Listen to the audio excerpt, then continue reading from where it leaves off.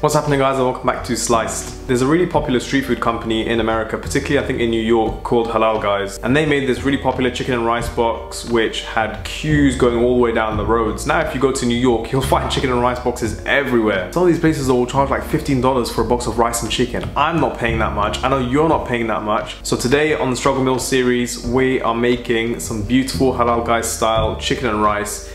Really simple, really cheap. Let's get right into it.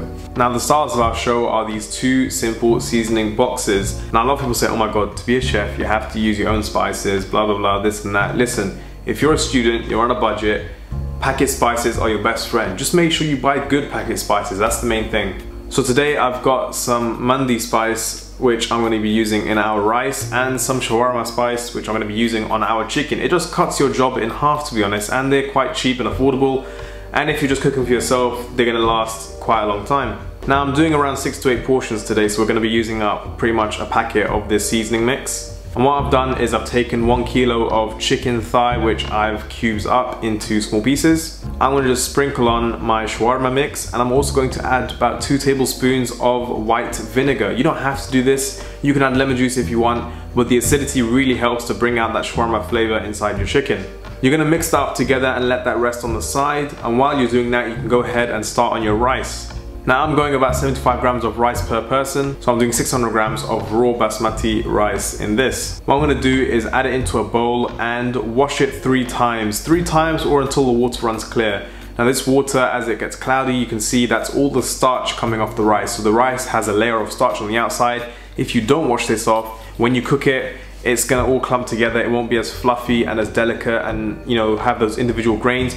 You don't want that. In a pan, we're gonna heat up some ghee or some oil, and we have our mandi spice. I'm just going to sprinkle that in, fry it off very lightly, and go ahead and add in your rice. And you're gonna stir this and fry it literally just for 30 seconds. You just wanna coat every grain with that spice that's nice and evenly flavored. Then what I'm gonna do is take some water and I'm gonna fill it to the point. Well, we're gonna do 2 measures here to know how much the perfect amount is. One is the knuckle measure, so we're going to put our hand into the water, checking if the water reaches our knuckles, and that is the perfect amount.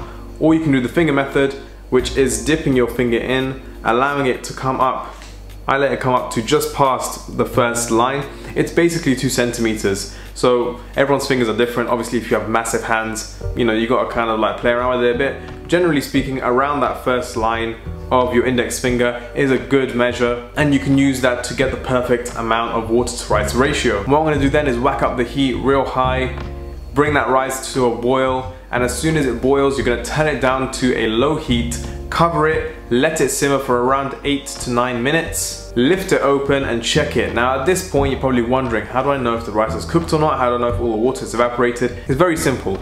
All I do is take the back of a wooden spoon and make a divot or a hole all the way to the bottom, have a look inside it, and if you see water bubbling at the bottom, that means that there's still water in it, it still needs to cook off. If there's no water left, then what I'm gonna do is turn off the heat, make more divots all the way around our rice. This will allow the steam to rise up and steam through our rice. I'm gonna cover it back up, leave it to one side, let it finish cooking. It's quite simple if you think about it. It's not complicated.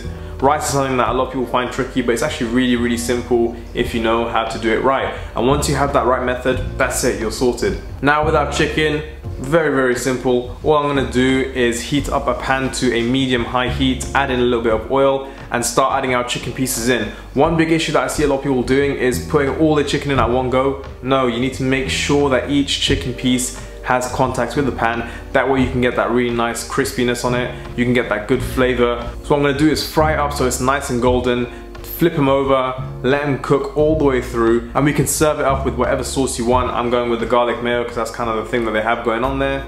Drizzle it all over the top. Salad is optional, I'm not including it in the price, but if you want to add salad to it, you add salad to that if you want. But when you see this dish, it's going to make you want to say, Lord have mercy. It's so simple, so good, a fraction of the price that you'd be paying at those food carts, and you can make it for yourself now. And it's so simple. It has like what, 4 or 5 ingredients in the whole thing. So thank you so much for watching. Please like, subscribe, follow me on my socials at slice_YT on Instagram, Twitter, Facebook, TikTok, and everything else. I'll see you next time. Bye.